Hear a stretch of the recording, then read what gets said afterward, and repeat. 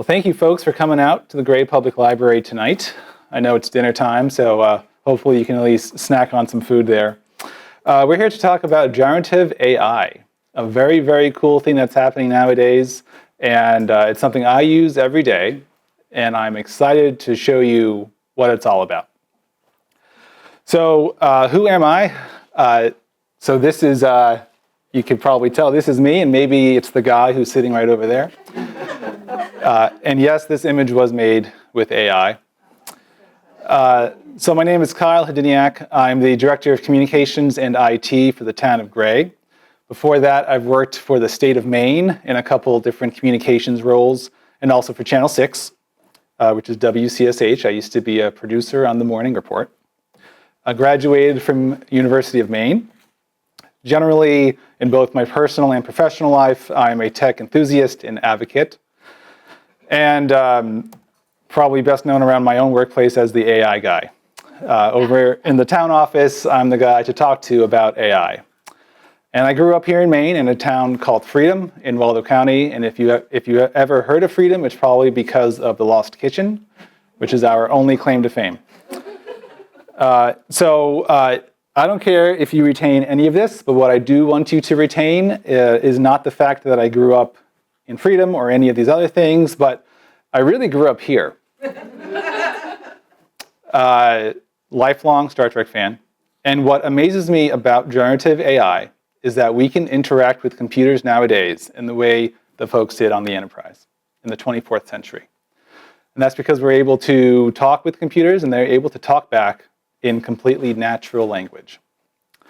So real quick, here's the agenda. We're going to start with some context of why we're talking about AI today. I'm going to give you a brief overview of various AI tools, and these will be names you probably already are familiar with because they just have kind of populated pop culture and society so much in the last couple of years. Talk briefly about important safety precautions that you should take when using generative AI tools. And then, importantly, the main part of this presentation is going over some use cases, both for my own personal and professional life. And the idea, hopefully, some of these use cases will speak directly to you. But importantly, I want you to just get the gears going in your brain on how you can use AI yourself in your own personal and professional life. And then I'll speak a bit about how to use generative AI efficiently with efficient prompts. And then finally, some Q&A. But first off, I want to just get a survey of this group here. How are you feeling about generative AI? Are you largely for it or against it? Show of hands of who's for it. So about half of you. Okay, so the other half, are you against it? No. You're tepid. You're curious about it. You're curious. Okay, you're AI curious. That doesn't Okay. mean I'm Great. for it, but it Yeah. I'm curious about it. Great. I don't know enough to have an opinion yet. Well, hope maybe by the end of tonight you will. So AI is not a new thing. Generative AI may be a newer thing, but AI has been everywhere for a while. So there are many, many examples of AI populating all sorts of things we use every day. So like Uber has added AI to help sell food. Spotify has used AI to build playlists for people. Netflix has started using AI for special effects and who knows what else. Google Photos, I can personally attest, has a fantastic AI suite to it. That's how I created the picture of me and my son on the other slide. And then some really advanced AI stuff is happening now. This shot here from The Wizard of Oz, I'm sure you all recognize it. On the bottom is what the original film looks like and how it was framed back in 1930-something. But here, if you go to Vegas, you can go see The Wizard of Oz at the Sphere, that big, big dome venue. Where they have used AI and other visual effects techniques to expand the movie in the way you see there. It's really quite remarkable. So this is a plug for next month at the Gray Public Library. I'll be back here hosting a panel with a couple folks, one of whom is someone who works on this Sphere version of The Wizard of Oz. So yeah, AI is everywhere. It's hard to avoid it. You probably use AI without even realizing it. If you watch Netflix, your Netflix queue is usually populated with the help of AI. If you use any kind of predictive text, that could be helped with AI. If you play video games, AI. It's everywhere. But if you don't believe me, then maybe you might believe the Pope, because our current Pope, he chose the name Leo because it's reflective of one of his predecessors, who was Pope during the Industrial Revolution, major upheaval, time of change. That Pope faced it head on. This Pope thinks of artificial intelligence as a similar kind of revolution, something to be tackled, and he made that known by choosing the name Leo. So what exactly is generative AI? It's a type of artificial intelligence that can create content. That's the part that's important. It can create things. And it can create a whole bunch of things: text, images, music, code. It really is the sky's the limit. And it's all based on prompts you give it to then have it create stuff like that. And generative AI tools learn how to do this by absorbing existing data that it can find on the internet. Internet has basically the entirety of human knowledge, right? So to have really, really powerful artificial intelligence tools be able to run through the internet and be able to learn from it, and then have it that information on hand, and then use its own reasoning skills to provide information to us, is really just remarkable. So let's take a look at some common AI models. You might recognize these symbols and these names. At the town of Gray, we use Copilot. I use Copilot a lot because we are a Microsoft shop. In my own personal life, I use Gemini because I happen to have a Google phone and it's just really handy. But ChatGPT might also be familiar to you because it was like the OG of the generative AI tools. It arrived, a few years ago, and that's how people were first really exposed to the powers of generative AI. You might also see Facebook, Meta, the company that owns Facebook, has its own AI assistant. Twitter, now X, has its own AI assistant. Every company has tried to jump on this train, and they've developed their own tools for that. But these are some of the common ones. How you can access generative AI is really easy. You could all do this right now if you just take out your phone. I won't ask you to do that, but you just take out a smart device, and then you can go to a web address like Gemini.com or ChatGPT.com, or you can usually download an app to use on your phone to interface with these generative AI tools. And the really wonderful thing about generative AI is that you can learn about generative AI by asking generative AI. So when you get to one of these websites, be it Copilot or Gemini or ChatGPT, if you don't know what to do with it, it can easily tell you. All you have to do is say, hey, what can you do for me? You can describe who you are, what you do, what project you're trying to accomplish, and it will be able to tell you if it's capable of helping you, and most likely it is. So in this example here, you can see I'm asking generative AI, what is generative AI? And in the space of no time at all, it's able to tell me that generative AI is a type of artificial intelligence that can create new content. And it tells you how it works in a nutshell. It doesn't get super technical, but you could get technical if you want. This is just a high-level overview. And you can start learning about this stuff just so easily. Before we go further, I want to stress a couple safety precautions. So, no matter what you do, please do not input sensitive information into generative AI. And that includes any number of kinds of personally identifiable information. Don't put your social security numbers in there or others. Don't even put really full addresses in generative AI, just because you never know what kind of information is used in what way by the companies who run these products. And that's not to say that maybe the company suffers a data breach, and suddenly the personal information of you or others is suddenly out in the ether, God forbid. And then also, keep in mind, AI is a tool, not a replacement.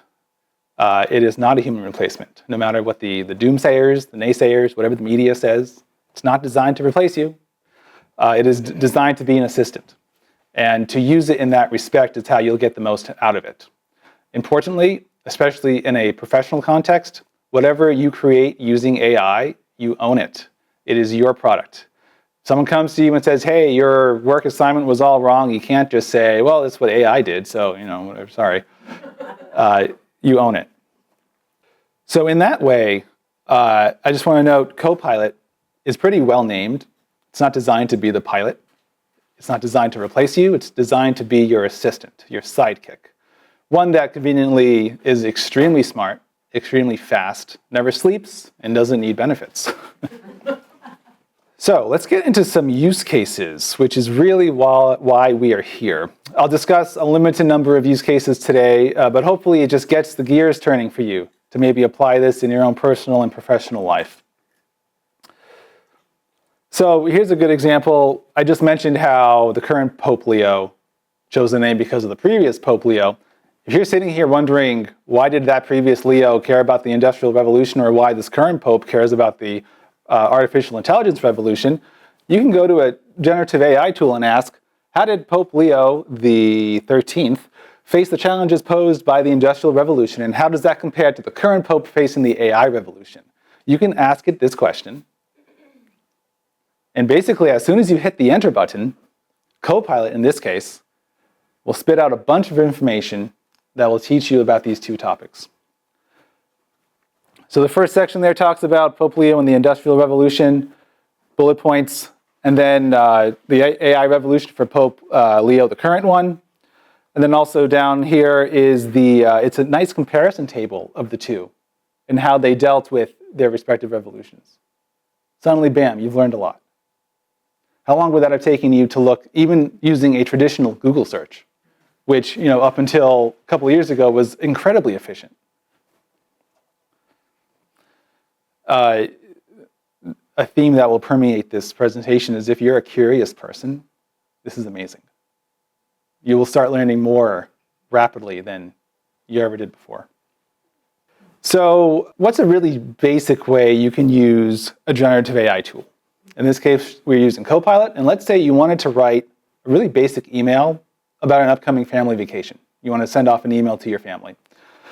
So in this example, I give a prompt that is not really good. It's a pretty generic prompt. I say, create an email I could send to my family telling them I'm scheduling our vacation.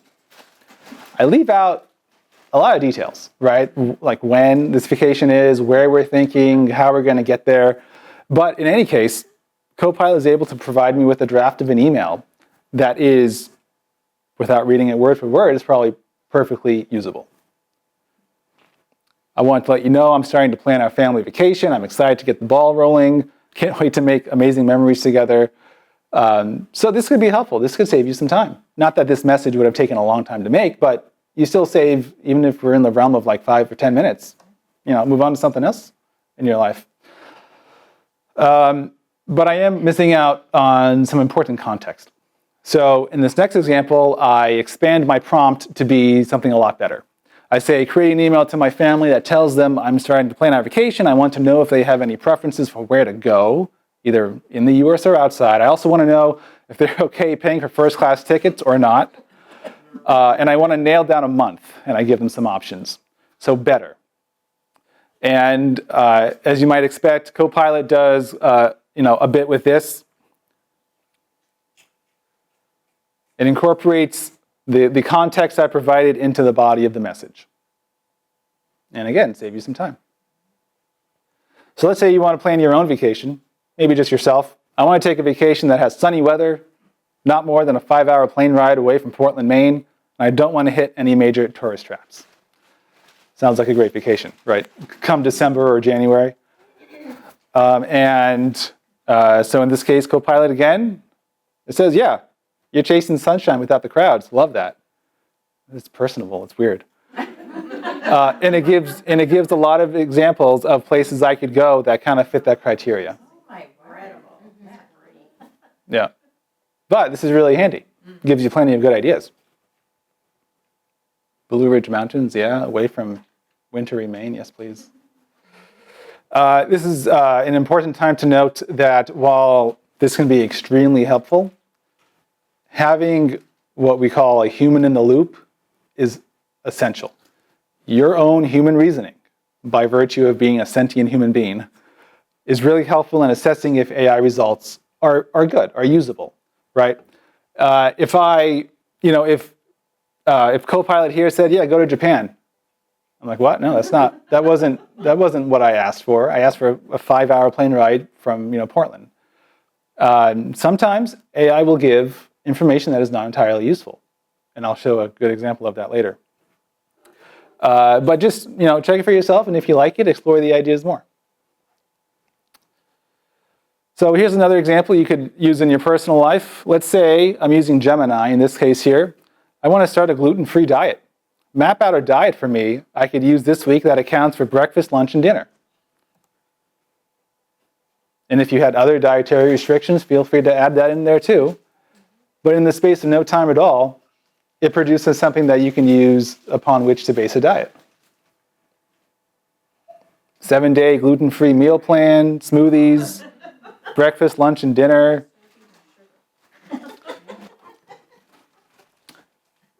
How long would that have taken you to Google and Yeah.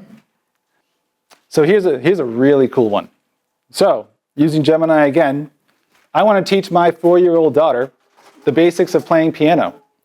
I have a bit of experience playing piano, but nothing substantial. I do have experience playing music, so I know how to read sheet music, create a lesson plan that accounts for my abilities but still educates my 4-year-old daughter. It's going to blow your mind. Watch. So it maps out what I want to do. It understands that my 4-year-old daughter will not really much care for learning the technicalities of music, but at this point, it's more important for her to focus on sounds, maybe the layout of the piano, activities we can do that are fun for kids. And it like provides a book about how I can do that. Materials you might need. Simple songbook, colorful stickers, flashcards maybe. Tips for success. Be patient. Make it positive. Follow her lead. Listen together. Don't overdo it. It's perfect. It's fantastic. Do you realize how expensive music lessons are? AI is very good at summarizing documents. So let's say you run across an ordinance that you want to understand better. Yes, I'm aware there is a typo at the top of the title there. Maine is missing an E. We will get that rectified very soon. But let's say you just came across this and you wanted to understand it better, and you don't want to. No, not this one. And you don't want to read this word for word, perhaps, but you want to get a sense of what it's like. You can either copy and paste this into a generative AI tool, and it will tell you what it's about. Or in some cases, you could have like a built-in browser tool, like Copilot will be able to do this right in the browser. But in any case, it will explain it to you, and even if you ask it to explain it in simple terms, that would be handy. Like, for example, the firework ordinance is not a big one, but like the shoreland zoning ordinances, maybe you don't want to read 60 pages of zoning ordinance to understand it. That's where AI can be really, really helpful. So who uses YouTube? I use it a lot, every single day. It's my most used app. I love it. I learn so much on YouTube. So here's an example of one YouTube video. I'm a huge Billy Joel fan, and hopefully you are too. So at the very bottom, it's kind of cut off, but at the bottom, like under the video, there's a little ask button. Looks like that. YouTube now has the ability on many of its videos for you to be able to open, on the bar there, you can open a generative AI tool that is built into YouTube, and you can ask YouTube about the video you're watching. So for example, this is a song by Billy Joel called River of Dreams. You could ask one of the suggested prompts over there on that Ask Me About This Video pane, what does the river symbolize? That could be a question you ask. You listen to the song, he's singing about a river of dreams. Maybe you want to understand better what the river symbolizes. YouTube's generative AI tool understands what this video is about because it can understand natural language, and it can offer some suggested questions about this. But you could ask it any question you want. And the sky's the limit on this. Like, this is so helpful to use. I watch a lot of tech-related videos, like tutorial videos. And if I have a question about what the person in the video is saying, I could watch the video, and usually I do, but I could also use this ask feature to say like, hey, what kind of computer is this guy running? Or what are the steps this guy takes to do whatever he's doing? It's a way to interface with natural language and learn about what you're watching. I won't say this is available on every YouTube video because I've seen some like less popular videos where the ask function is not there, but it's on most of them. So if you go to where I work in the town office in the media room, you most likely will see me stuffing my face with Ritz crackers during the day. So here's a good example of what I did this just today. So I took a picture of the nutritional facts of the Ritz cracker box, and I asked, help me understand how good or bad for me these Ritz crackers are based on the nutritional facts. So here, it does provide me key nutritional takeaways based on what it says, based on what it looks at in this image. Serving size, 5 crackers. It's easy to eat more than 5 crackers, so it says, hey, be careful, don't stuff your face. Keep an eye on the calories and fat content. These are processed crackers, so it's not good. Sodium, not super high, but if you stuff your face, that's not good. Very helpful. Like normally, as a consumer, we may look at the calorie number as a good benchmark of how good or bad something is, or the sugars. But this will look at everything.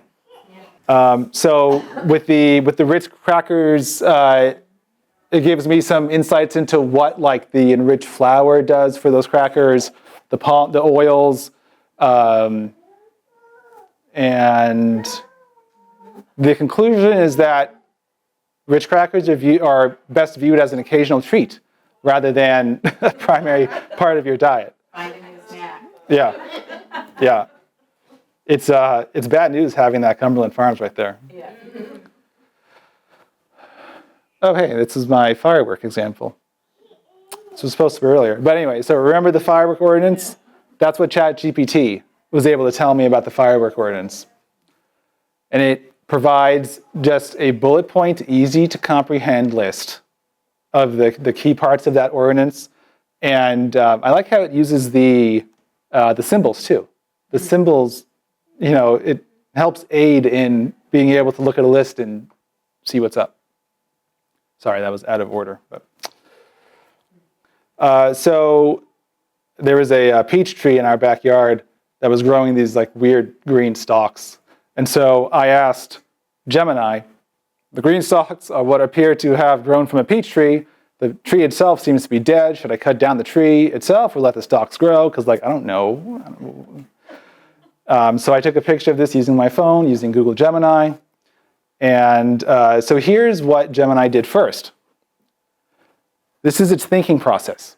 It assessed the plant growth, identified the sprouts, evaluated rootstock potential, don't know what that is, and evaluated if the peach tree can be revived. That's the steps it was going to take to reason out my request and show me the product. And it also was going to decipher the fruits prospect and deciding peach tree fate is the last step there. Wow. So very cool. Just like that. So very, very cool that it shows you what it's thinking, because it is doing this reasoning much in the same way our brains work. So you could do that even if you didn't know it was peach tree. Yeah, you could ask, what kind of tree is this? Say what Yeah, kind. Wow. that's right. Cool. So here is the product. So it tells me, it appears you're dealing with a common situation for fruit tree owners. They're very likely, the green stalks are likely suckers from the tree's rootstock. And if I didn't know what a rootstock is, I can say, hey, what's a rootstock? And then it reasons out using critical thinking, should I let the stalks grow? And provides some recommendations. Suddenly, and so again, this will be a common refrain, how much time did that just save me? Now, assuming this is correct, I don't have the knowledge to know if that's correct or not, but as a person who has my own reasoning skills, this seems pretty reasonable. So that was very cool. I find in my day-to-day life, I'll run across something I don't know like this, and instead of being like, I don't know, whatever, I'll just take out my phone, take a picture, ask Gemini, and it works really well. Here's a great example of the reasoning skills generative AI has. So this is ChatGPT, in case that wasn't obvious. And I asked ChatGPT to think about the lyrics to a song and to analyze the lyrics for me. The song in question is a David Gilmour song called Luck and Strange. And so here I ask it, and then I paste in the lyrics, analyze these for me, and it breaks down meaning that it perceives from the lyrics, verse by verse, basically word for word. So it tells me, hey, verse 1 is referring to maybe like a subliminal dreamlike stage. And the chorus is about like hope versus impermanence. Verse 2, et cetera, et cetera. It breaks down, it analyzes, and then it provides the analysis. So if you're a curious person, you're an artistic person, and you want to kind of get better insight into what lyrics to your favorite song could mean, or take a picture of a piece of art, say like, hey, what is the artist trying to represent here? AI will use its critical reasoning skills to provide an answer. Okay, so I have no issue calling out my own ignorance of certain things. I'm not a horticulturist, so I didn't know anything about that peach tree. Up until a couple weeks ago, I had never changed a tire before. Okay, which I guess is a good thing. I've never had a flat, so. But I came across the need to do that. Luckily, it was just in my driveway, nothing critical. But I didn't know how to do it, and I'm 32 years old. So I had a hint. I had an inkling that I needed a socket wrench to remove. I call them bolts. Are they called lug nuts? I even called them the wrong thing. See, so my prompt to Gemini was, do I need a socket wrench to remove these bolts, and if so, what size? And Gemini's response was extremely helpful. It said, you will definitely need a socket wrench. There are four standard lug nuts, and there's one locking lug nut, which I had no idea was for, what that was for. And it said, hey, check your vehicle's owner manual and check out your car, find the special lug nut for this star, because you won't be able to get it off with a traditional socket wrench. So suddenly, bam, I know how to, at least in theory, change a tire. And I was able to follow these directions and do it myself. But it was just remarkable that it went beyond my initial prompt to really lay out for me. It must have determined I had no idea what I was doing, because it provided me a lot of good information. So this is not that was not the end of my Gemini's usefulness for me around the house. It's a nice set of stairs, isn't it? I did this myself last weekend. I used Gemini to help me plan and understand how to build this staircase. And I never would have done it without Gemini. I would have been like, hey, let's just hire someone to do this simple task, because I'm just not a handy guy. Give me a mouse and a keyboard and I'll be able to do most things, but like a hammer, no thanks. But I was able to use Gemini, and importantly, I'm not going to demonstrate this live, but I used Gemini's live mode, which is where you can pop up your video camera and be able to talk to AI without having to type in text. You can just talk to it like a normal person. Very strange. And I was able to show it where I wanted to put the steps. It asked me, okay, I see you have a deck. How far from the deck to the ground, and how far do you want the stairs to go out? I'm like, great, okay. So I used the combination of that mode and the regular text-based mode. I learned a lot about the parts needed to build a staircase and then how to build it. I will admit, I don't know if you've built stairs before, the parts on the side are called stringers, okay? I learned that. I'm proud that I know that now. Gemini was initially asking me to cut the stringers myself, which I was like, no, thanks. So I went out, they're pre-cut stringers, so I did cheat a little bit. But it showed me how to do it. It gave me the parts, it showed me the parts I needed, then walked me step by step how to do it. So now we have a nice little staircase on our back patio. So I'll note that this method is not great for visual-based learners. I would usually much rather watch someone like on YouTube show me how to do this. Reading it was fine, but when it came to the stringers in particular, reading what Gemini was telling me about like measuring the rise and the run and then the angles and cutting and whatever, it would have been easy for me to watch someone do that. So if you're that kind of learner, this method may not be as nice for you, but this got me like 85% of the way through this project. And my wife was happy because I finally did something around the house. My next project I'll probably tackle this weekend is to create a little ramp for my shed. So here's the prompt. I'm learning about it. I would like to create a short ramp for my shed. Help me with the steps to make that happen and include a detailed list of any parts or equipment needed.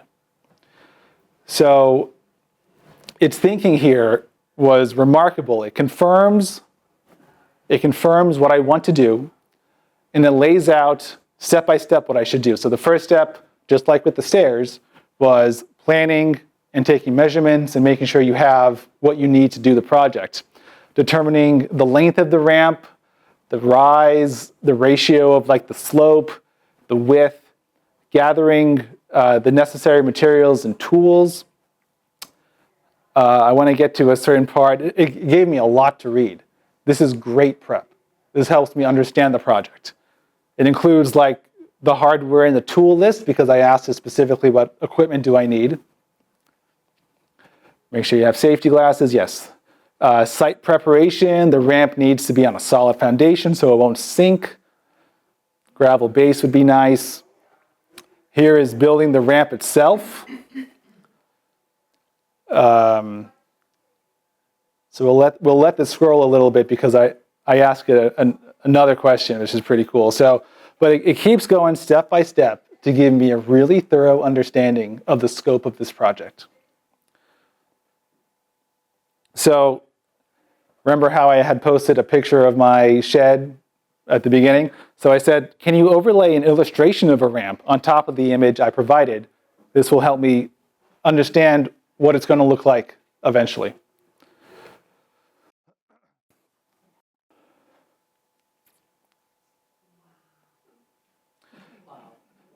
So this is pretty good.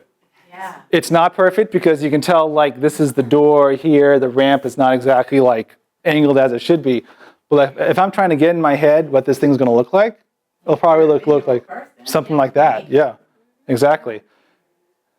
That's awesome. And then my next prompt was, can you calculate the estimated cost for any equipment or parts I need to buy from the Home Depot in Windham, Maine? Of course, yeah. Yeah, why not? It's easy. So look, a nice grid shows me the SKUs from the store, the total cost of the materials, everything I need. Yeah, right. Eventually, AI will just be able to build it for me. So hey, this project's going to cost shy of $80. This is now assuming that it was accurately able to pull information from HomeDepot.com. Hopefully the information on HomeDepot.com is correct. Sometimes it might not be. But in terms of planning, the planning stage of this project, this is great. And then it provides some other stuff, but so here's something interesting. So over the course of that whole description, Gemini said I should use wood screws and deck screws, which I learned from my previous project. They're different things. So I asked Gemini, why do you have me using both wood screws and deck screws? Shouldn't I just be using deck screws, which are for outside purposes? And Gemini said, hey, that's a great question. Thanks for asking. To confirm, you should use screws rated for exterior uses for this project. Gemini was describing why it made the distinction, but ultimately it doesn't super matter. It was using it was basing it on like some product branding differences and whatever else. But I mean, it's able to respond to your critique and offer a good explanation. Isn't that awesome? Oh my God. It's amazing. My head is spinning. I'm gonna get done now. For that staircase example, I went to Home Depot. I am not afraid to admit I went back and forth 3 times that day to get the stuff I need. But you know, when I'm there, I was getting lumber for that staircase project. And again, I don't know about this stuff. So when I'm in Home Depot, I take a picture of the tag for the wood I'm looking at, and I say, hey, does this tag indicate this wood is pressure treated? Because Gemini told me I needed to use pressure treated wood. I wanted to make sure in Home Depot I was getting pressure treated wood. And Gemini was like, no, that's not pressure treated wood. Here's how you can identify pressure treated wood in the store. You know, it's greener, has a shade to it. It looked at the tag and told me that that was not pressure treated wood. And I did find what I was looking for ultimately. So I love it. Talk about a handy assistant that is available for you. Let's go back to Copilot. Let's use another example. Let's say this is a good practice of adding files to a prompt. So in Copilot here, the prompt down here says, kind of a fictional scenario. I didn't actually do this, but I'm interviewing a candidate for the transfer station. One of their positions there. Attached is the job description. List some questions I could use for the interview. So what Copilot is going to do in the space of about a second and a half is look at this attachment, look at my prompt, and be able to create questions I could use for this potential, for this interview. Now, this can also apply the other way. If you're applying for a job, upload the job description and say, hey, what kind of questions might I expect in this interview, and how can I best prepare answers? Creating emails is a really popular use of generative AI here. We're going to use ChatGPT as an example. In this completely fictional example, I'm going to ask ChatGPT to draft a language to one of our vendors saying that I'm not really happy with their service, but I want to do this in a way that is professional, friendly, and assertive. This can be a delicate balance. Not everyone is great at being able to produce this kind of language, but with your handy assistant, you can do it. So specifically, I say, hey, we have a technology vendor that I'm not really happy with, and I want to work to find a resolution. So in the space of no time at all, ChatGPT gives me a great draft, perfectly professional. It accomplishes the intent of my message. And it deals with all those pleasantries, that pleasant language, but yet assertive, which is exactly what I wanted. Without reading this word for word, I would guarantee 99% of this is perfectly usable. This is really cool. So I learned just a couple days ago, or a week ago, that you can create coloring pages with generative AI. All you have to do is upload a picture you want to Copilot or Gemini or ChatGPT. So like, here's a great one I took recently. And I just say to Gemini, hey, give me a coloring book version of this. I can print this out. My kids can color it. So one theme I want to permeate in this presentation is to check answers. Don't take AI output at face value, because sometimes it can be wrong. Here is a great example of how it can be wrong. This may look familiar to residents of Gray. This is a graph that was included in our budget materials. It was on a postcard we sent out in June, before the June election. So I was working on this along with our town manager. And so I asked Copilot to add the numbers in this graph. And how I did that was I took a screenshot of this graph and then copied that screenshot into Copilot, the free version of Copilot, just for what it's worth. And I was like, add these numbers. Something that I thought Copilot should really easily be able to do. Computers do math. That's why they exist. So I get a particular number, and the number in question was 13,587,000. 87,000. So I pass this along to my boss, the town manager, and he was like, that's not exactly the right number. It's supposed to be 13,588,000. Okay, so that's kind of strange. Why is Copilot telling me it's 1,000 off? And so I asked Copilot, are you sure that's the correct number? And Copilot was like, let's double check it. We'll go through it again. 87,000. And so by this point, I do the math myself 5 times. Then I ask my wife to do it. And we come up with the 88,000 number. Okay, so I said to Copilot, you're wrong. You're wrong. And so Copilot says, let's go through it again. And this is 87,000. And so at this point, I'm like a disappointed parent because my precious AI has now failed me. And it caused a bit of confusion between me and my boss. And so you'll notice how the Copilot says, hey, I'm happy to double check step by step. So I'm like, okay, do that, please. So it adds the first number, second number, third number, fourth. And then at the end, 88,000. Wow. Thanks for keeping me on my toes. And so I'm like, why did you get that wrong so many times?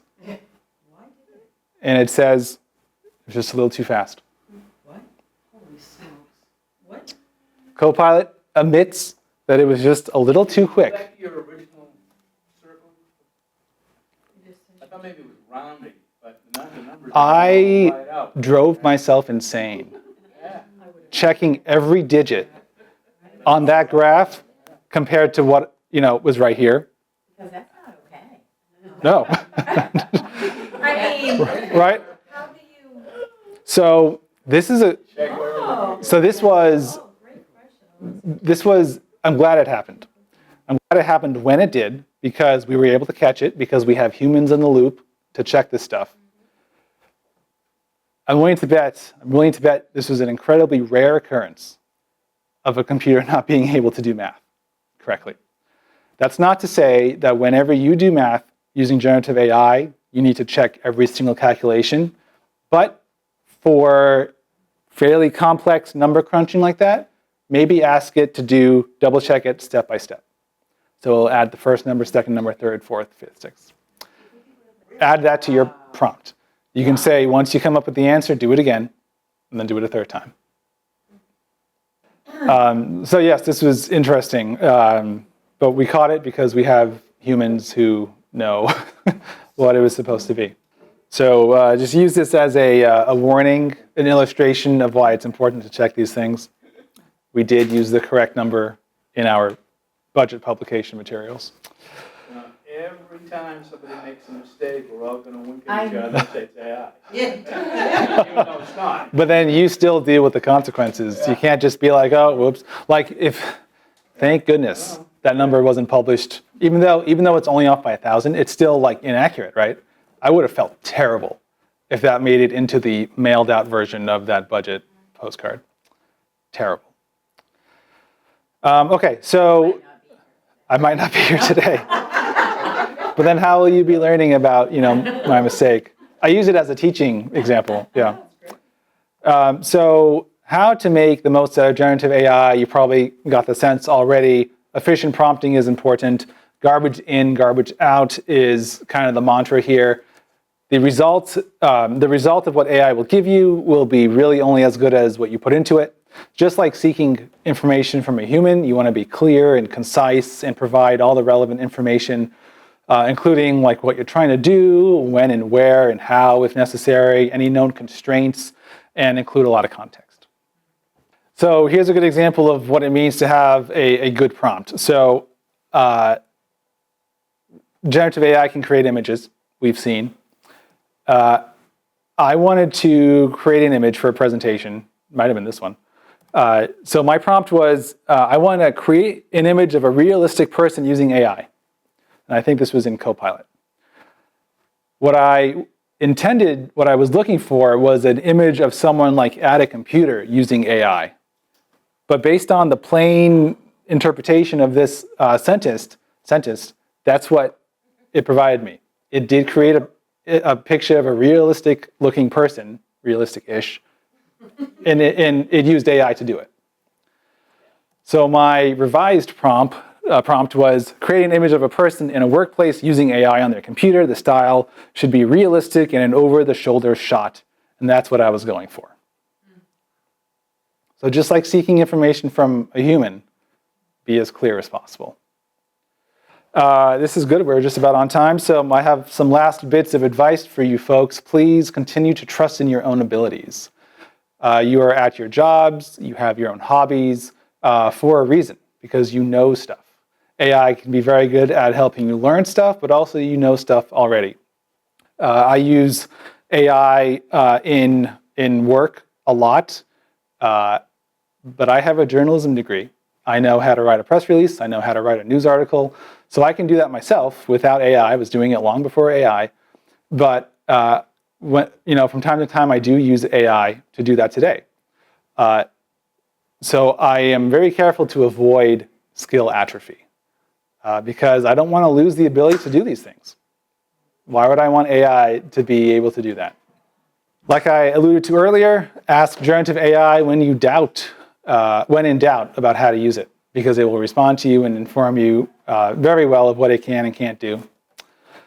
And lastly, and this is probably the most important part, at least for me, who is someone who loves technology but also really appreciates history, is that embrace this technology now, because we are living in a revolution in the same way our forebears lived through the Industrial Revolution or the age of mechanization or the beginning of the computing era.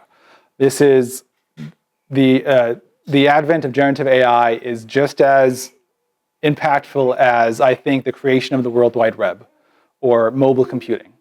It's quite the time to be alive. And we're living it. And if we know how to use it well, then our lives will be much more efficient and productive. So hopefully, maybe you're feeling a little bit better now about generative AI. And if you have any questions, please, I'm in the town office all the time. Just hit me up.